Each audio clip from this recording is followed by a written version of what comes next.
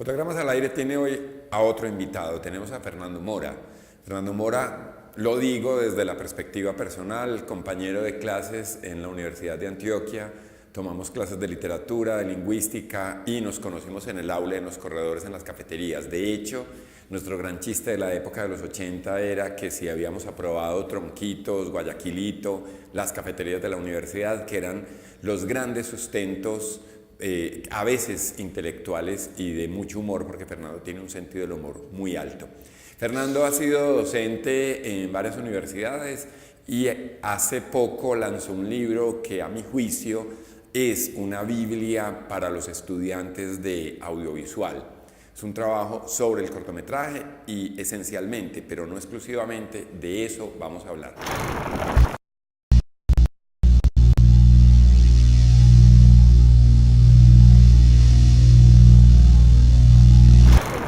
Fernando, bienvenido a Fotogramas al Aire, es un placer para nosotros. Gracias, bueno, por esta invitación al programa, pero esas palabras preliminares ya me ponen en situación. Bueno, primero, el libro es una reflexión sobre el cortometraje, pero no pretende ser ni mucho menos una Biblia. Yo creo que muchas cosas ya están dichas sobre el cine, otras no, y esto es porque quería hacer una reflexión sobre el formato de corta duración y me interesaba sobre todo escribir un guión. Me gusta mucho escribir y guiones. Acá en Colombia suele ocurrir que, o en muchas partes, que los proyectos audiovisuales pueden estar en cajones o esperan mucho tiempo y entonces a veces el cine está en papel. En este caso estaba haciendo un guión corto, me gustaba mucho la historia, un amigo me contó alguna anécdota y de ahí partí, fue como la imagen generadora para escribir esa historia. Pero también como me muevo en un medio académico en el que hay que hacer trabajo de investigación, entonces se me ocurrió que podría ser una buena idea combinar un guión y un texto paralelo o un texto preliminar que hiciera un análisis sobre el cortometraje. Es decir, cuando estamos hablando de cortometrajes, ¿de qué estamos hablando? Y hay una variedad enorme. No podemos decir que un cortometraje es de una manera o de otra, porque está el cine que se hizo en las vanguardias en los años 20, que era un cine experimental, que no pretendía ni mucho menos estar dentro del canon aristotélico, narrativo, sino que era en un formato de corta duración experimentar con formas, con animaciones. Y sin sonido, porque mucha gente no sabe que las vanguardias empezaron sin sonido y después involucran o ponen el sonido ahí. Entonces me gustaba mucho ver ese tipo de cortometrajes. A propósito de los años 20, es algo fascinante. Eso es como un baúl en el que uno cada vez encuentra cosas más sorprendentes y se da cuenta que en los años 20 se hizo casi todo. O sea, todo lo que estamos hablando hoy, si hablamos del cine de ciencia ficción, está en los años 20. Si hablamos del humor, de los maestros del humor, está en los años 20. Si hablamos de la experimentación que hoy se ve en las redes, se ve el trabajo del videoarte, está en los años 20 y todo. O sea, es como si todo hubiera estado ahí, como si ahí fuera un Big Bang en el que todo lo que estamos viendo viene de allá. Sí. Perdón por la expresión tan rebuscada, pero ¿verdad? No, lo que pasa es que yo tengo una propuesta similar. En 2004 me invitaron a Pamplona y aquí hicieron una charla sobre qué significaba el cine del siglo XX y recuerdo que el único título que Pamplona, se me ocurrió... Boyacá, pues, no es... perdón, Santander. Santander, norte de Santander. Y se me ocurrió que el único título que cabía era el cine del futuro está en el pasado, justamente por la misma razón, porque todo lo que yo encontraba ya estaba dicho antes del 30, con excepción de la llegada del sonido, todo ya estaba hecho, uno se pone a mirar y encuentra eso. Entonces, sí, es como la frase de Bugs Bunny, que hay de nuevo viejo, es eso, ¿no? Como que sintetiza ese asunto de hay que ir a buscar allá porque allá estaba casi todo. Lo que pasa es que cuando uno es joven, uno cree que lo está inventando, ¿sí? Claro. Cree que lo está inventando, que eso está apareciendo, pero a la vuelta de la esquina se encuentra con que eso ya estaba recontado, pero no importa, o sea, el asunto hoy no es tanto de si ya se contó o no se contó, sí, porque parece ser que todas las historias ya están contadas. ¿Sí? Claro, pero hay una cosa, Fernando, en la que quiero devolverme y como situarme, Sí. y tiene que ver con ese hecho del libro, de Propiedad Horizontal, que es el nombre del libro, donde yo encuentro tres momentos. O sea, para el lector que no lo conoce aún, hay una reflexión teórica acerca de qué se ha dicho del cortometraje, que es muy poco, y de eso es lo que quiero hablar enseguida. Hay un segundo momento donde se habla de cómo un guión podría llevarse a efecto en la producción, y está el guión del que hablaba de la anécdota de ahora. Pero la gran sorpresa cuando yo leí el libro es que en esa búsqueda no hay mucho escrito sobre la teoría del cortometraje. Todo es acerca de cómo se acomoda esa información del largo al corto. Bueno, yo creo que el cine es uno solo, ¿no? Como la literatura es una sola y existen formas, formatos que buscan adecuar esa situación o esa historia de largo aliento o de formato corto. Y entonces sí, encontramos que en los libros casi todas las reflexiones que hay son sobre historias largas. Se supone que un cineasta se hace cuando debuta con un largometraje. Antes no, ¿cierto? Y eso también es discutible. O sea, puede haber un cineasta que se dedique solamente a hacer cortos, o puede haber un escritor que se dedique solamente a escribir cuentos. Por ejemplo, en el mundo editorial, si no escribes una novela, todavía no tienes la alternativa, como se dice en los toros, perdón por la imagen, no existe la bendición editorial hasta que no escribes una novela. Igual en el mundo del cine suele ocurrir que alguien está esperando que un director haga un largo. Entonces, en la industria, igual, yo creo que estos libros que reflexionan sobre el cine parten de una idea, y es que hay una industria del cine, y esa industria, el grueso de esa industria está en los largometrajes, sí.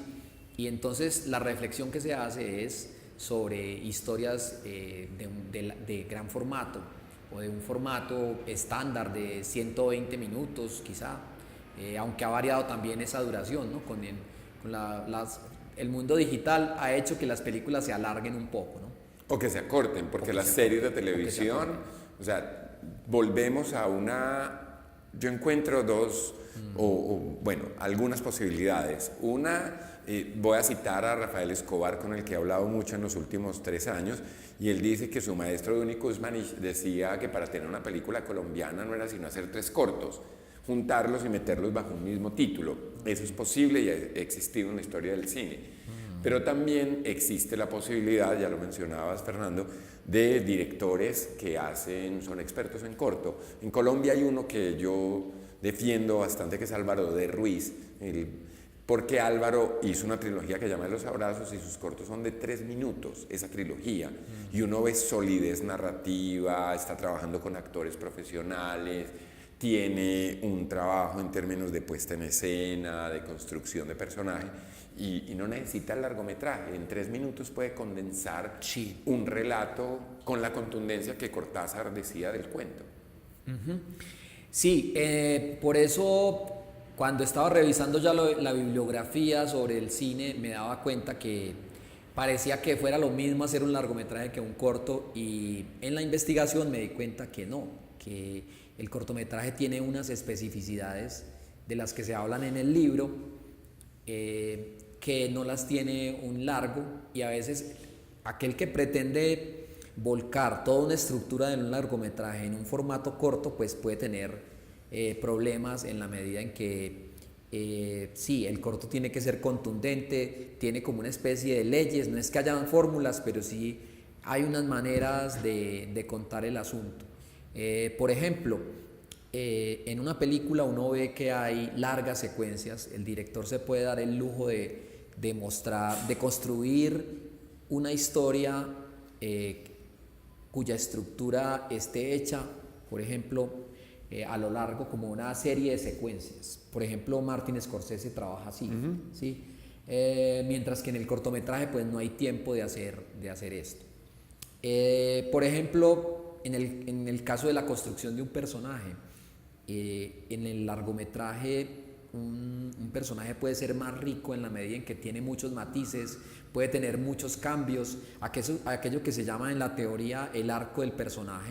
Un personaje puede empezar siendo de una manera, puede tener unas características psicológicas o de comportamiento o de la relación que tiene con la historia, y de pronto va cambiando, va mutando, y eso lo hace muy interesante. En la medida en que ese personaje enfrenta situaciones que lo ponen contra la pared, ahí es donde aflora la personalidad el carácter de este personaje, y entonces en el cortometraje pues no hay tiempo de mostrar, de construir de esa manera un personaje. Es decir, no se puede hacer como con todos los matices que puede tener una historia de largo aliento, pero tiene otras virtudes, que esa es la idea, porque el cortometraje está teniendo mucha cabida dentro del mundo digital, dentro de las redes, dentro de YouTube, porque tiene esa contundencia, y el mundo de nosotros frenético, el mundo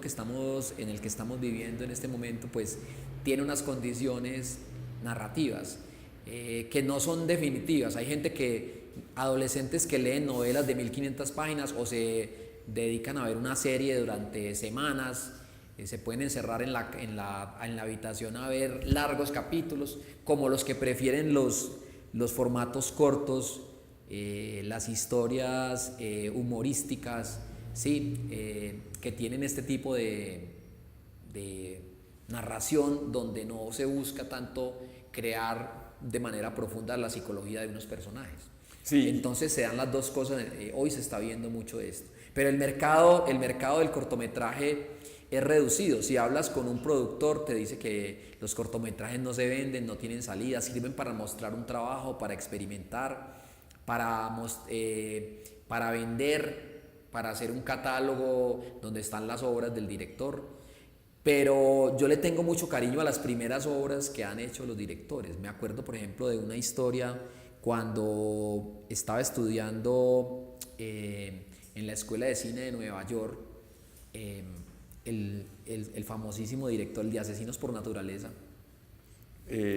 Oliver Stone, y hace un corto de un soldado.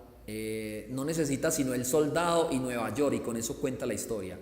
Es un soldado que es el día en que el soldado llega de Vietnam, y solamente tiene el soldado un maletín, los objetos que tiene en el maletín, una habitación de un hotel muy modesto, y va contando todo el drama de ese soldado simplemente con esos elementos.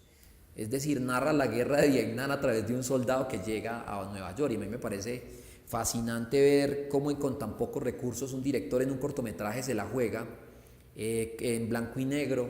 Entonces, estas pequeñas proezas me han llamado la atención, y por eso mi devoción como al cortometraje. Y recuerdo muchos cortometrajes de grandes directores que valen la pena. Por ejemplo, hace poco vi uno de Christopher Nolan que me gusta más sinceramente que todas sus películas. Es también en una habitación. Entonces son como desafíos dramatúrgicos, desafíos con un actor con pocos recursos. Entonces eso me llamaba la atención, y decidí como echarle una mirada al formato. Sí, pero en el libro insistiré en una cosa, y es que hay una segunda parte. O sea, estamos hablando inicialmente de cómo uno cree que se puede acomodar la información de las maneras de hacer largometraje al corto, pero hay un momento en que ya entra en juego la experticia de Fernando y empieza a hablar de cómo hacer dramaturgia del cortometraje con un guión propio, y es hablar de cómo se ilumina, cómo se usa el color, cuál es el planteamiento de la música, del sonido. Eso es lo que hace que yo sienta que el libro Propiedad Horizontal sí es una Biblia, porque un estudiante, una persona que tenga poco recorrido, al entrar y leer el guión e ir a mirar cómo se resuelven los asuntos de ese corto que está en el papel, uno podría empezar a, digamos, hacer un ejercicio de coger 3 o 4 equipos de trabajo y proponerles que filmen con las guías y podríamos comparar resultados. Sí, el libro es un poco atrevido en eso, en decir que habla con un ejemplo que hace el propio autor del libro. Se ve un poco narcisista esto de... Pero también he encontrado gente que dice dónde encuentra el corto, o sea que no es tan narcisista, sí, porque quieren ver cómo está ilustrado en el trabajo terminado eso que está en el papel. Sí, es un poco gracioso también que el libro diga, si yo fuera a grabar esta escena la haría de esta manera, un poco cine en papel, cine que no se hace. Si yo fuera a iluminar esta historia la haría de esta manera. No que eso sea una fórmula universal para todos los cortometrajes, pero sí puede servir. Como también me muevo en aulas de clase y he tenido experiencia con narrativas audiovisuales, pues me gusta que la gente encuentre algo didáctico, por llamarlo de alguna manera, que esté ahí en el libro y que vea, que haya algunas pautas sobre cómo construir una historia. Sí, desde todo el legado universal, desde Aristóteles, desde la poética, o desde Hegel, o desde llegar hasta los postulados de hoy, o Maquis, o todos los que han hablado del asunto, y cómo eso se puede acomodar a las maneras de hacer un cortometraje, ¿sí? Desde la propia dramaturgia. Quizá es una contradicción en los términos hablar de una dramaturgia del cortometraje, porque la dramaturgia es una palabra más o menos compleja en la que se plantea que uno puede contar historias y esas historias plantean grandes conflictos y esas historias pueden mostrar toda la dimensión, la condición humana con sus múltiples colores. Pero un cortometraje es algo más modesto, pero que de hecho hay ejemplos enormes de gente que lo ha logrado, ¿sí? Por ejemplo, en el libro se menciona un corto que lo pueden ver, se llama Lunch Date, cita al almuerzo, de Adam Davidson, que es un director norteamericano que se ganó el Oscar. También es interesante ver Oscar, premios que han obtenido cortos, ¿no? Cortos que les ha ido muy bien en su historia. Por ejemplo, este director no volvió a hacer cine, sino que se dedicó a dirigir series muy buenas. Pero ese ejemplo de Adam Davidson me parece que es muy elocuente, porque en una historia que ocurre en la estación central en Nueva York y que dura tan poco tiempo, muestra la Norteamérica racista, muestra una situación en la que uno, a medida que la ve, o en la medida en que uno la vuelve a ver, encuentra cada vez nuevas cosas, siendo un corto, que es muy raro, porque tú lees un cuento y descifras como lo que pasó, y yo creo que los buenos cuentos o las buenas historias breves son buenas porque, a pesar de lo breves, cuando se vuelven a leer uno encuentra otras cosas. Entonces quiere decir esto que no es solamente la anécdota la que construye la historia, que hay otros elementos alrededor que son los que hacen que eso se vuelva una obra maestra. Sí, pero yo, en contradicción, Fernando, de tu propia postura frente a tu guión, yo encuentro que sí hay una cosa profunda que está intentando mostrar los personajes, y tiene que ver con esta mujer que vivía arriba, la que vivía abajo, y lo que significa una relación de pareja que se ve truncada por una idea de un riesgo que está afuera y que no es muy claro y que no es tan básico como contar el que va a la esquina.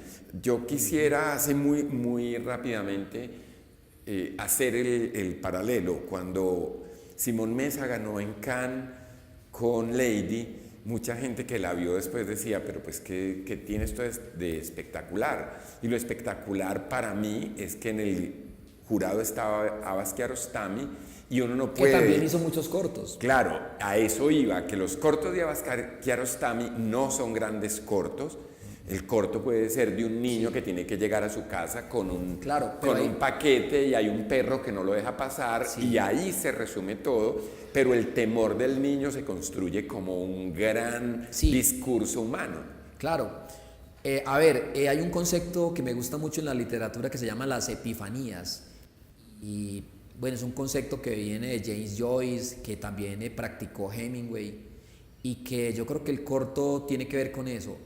Son pequeñas situaciones que parecen muy simples, pero que son iluminadoras del alma humana, de muchísimas cosas. Es decir, son como satoris, como dirían los orientales, que son, el budismo habla de esto, que es una situación aparentemente simple, anodina, pero que de un momento a otro se convierte en una revelación, ¿sí? Como el Aleph de Borges, en una moneda estaba todo. Entonces es eso, no se necesitan grandes dramas shakespearianos para mostrar al ser humano. A veces en unas situaciones mínimas hay instantes reveladores, ¿sí? Se necesita gente como Joyce cuando escribió Dublineses, esos cuentos, ¿cierto? Como Chekhov o personajes así que en pequeños formatos lograban mostrar eso.